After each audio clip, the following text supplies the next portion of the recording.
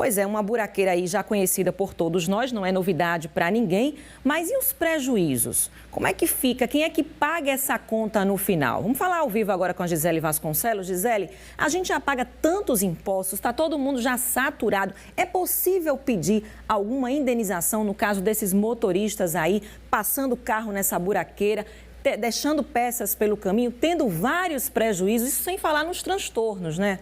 Com certeza, viu, Cris? É muito prejuízo mesmo para esses motoristas. A gente já foi inúmeras vezes nessa rua, mas também tem outros buracos espalhados por Maceió.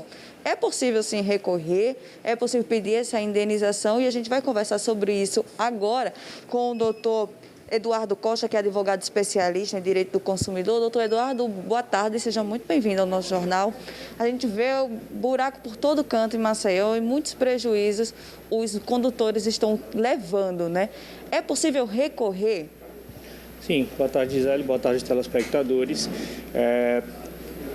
O Estado, em geral, ele tem o dever, né, de garantir as vias públicas em boas condições. Portanto, se as vias públicas elas estão esburacadas e os motoristas, os condutores, eles sofrem danos nos seus veículos em razão disso, havendo a comprovação, né, da existência daquele buraco, daquela falta de manutenção adequada na via pública e havendo a comprovação de que o prejuízo sofrido no veículo decorre do impacto, enfim, desse buraco, né, se ele consegue comprovar isso, ele pode acionar judicialmente o município, né, sendo o acidente na cidade, para que ele tenha a reparação dos danos que ele consiga comprovar, desde que sempre haja a comprovação da relação de causa e efeito entre uma coisa e outra. E de que forma comprovar? Bom, ele vai ter que comprovar a existência do buraco, da existência do dano especificamente, né? E se ele vai fazer o reparo técnico no veículo, que se comprove basicamente que através da documentação, enfim, da concessionária, da oficina mecânica, a relação de prejuízo, né? de causa e efeito entre os danos, as avarias que o veículo teve, né? Qual é a causa desse fato gerador em si. Então, comprovando essa situação de fato, né? Talvez usando fotografias, filmando a via para demonstrar a inadequação, a depender da situação, prova testemunhal também poderia ser utilizada, enfim, os meios de prova em geral que demonstrem aquela situação de fato. Às vezes esse procedimento pode durar até muito tempo, né, doutor? Mas também vale a pena devido ao número de prejuízo, também o prejuízo que esse condutor pode levar, né?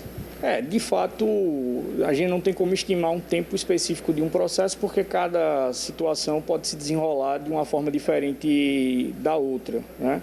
Mas se enfim, o condutor em geral, ele sabe dessa situação, do problema, e ele pretende pleitear, buscar o seu direito, ele tem fundamento para isso. A Constituição brasileira ela estabelece um regime de responsabilidade civil do Estado, uma responsabilidade objetiva pelas falhas, né, que aconteçam na prestação dos serviços públicos em geral. E vale lembrar que quando a gente tem os impostos atrelados aos veículos, esses impostos também contemplam a conservação adequada das vias públicas. Com certeza, é preciso ter essa manutenção, né? Cada um cumprindo a sua responsabilidade, né? Isso, exatamente. A gente agradece por essas informações, uma boa tarde. Boa tarde. Então é isso, viu? Quem quiser realmente entrar com uma ação, precisa provar, então vale realmente fazer esse registro através de fotos.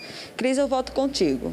Gisele, agora mais uma dúvida. Qual é o tempo, em média, que uma ação dessa pode levar? Porque o que a gente vê também é muita gente falando que não entra com uma ação desse tipo por conta do tempo, da burocracia, o desgaste é muito grande. Pois é, Cris, há muitas pessoas que estão desacreditadas, né, devido ao tempo que pode levar. Eu vou fazer essa pergunta ao doutor Eduardo. Doutor Eduardo, a Cris chegou para perguntar qual o tempo em média que pode durar esse processo, né? Porque tem muita gente que desacredita. Mas esse tempo, o senhor tem uma noção de cada processo que pode durar quanto tempo eles? A gente não tem como estimar isso, a gente tem como dizer com certeza que o condutor ele tem 5 anos contados da data do fato para ingressar com a ação judicial, né? Depois desse prazo, o direito dele prescreve.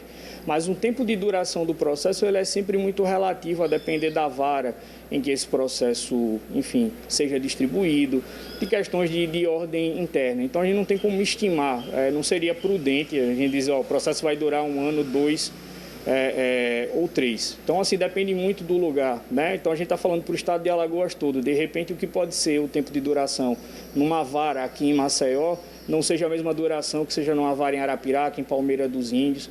Então, assim, acho que caso a caso, depender da localidade, talvez o advogado consiga estimar melhor o tempo médio para o contratante, né, para o cidadão que se sentir lesado. Falar o tempo mesmo de quando acontece o acidente, né? Isso, são 5 anos para ingressar com a ação judicial. Ok, obrigada pela informação. Então é isso, viu, Cris? Eu acredito que é acreditar. Se levou um prejuízo, é preciso recorrer realmente. Pode ser que na hora vai ter que pagar pelo prejuízo, mas esperando um tempo, vem esse retorno. Eu volto contigo. Um dia recebe, né, Gisele? Obrigada pelas informações.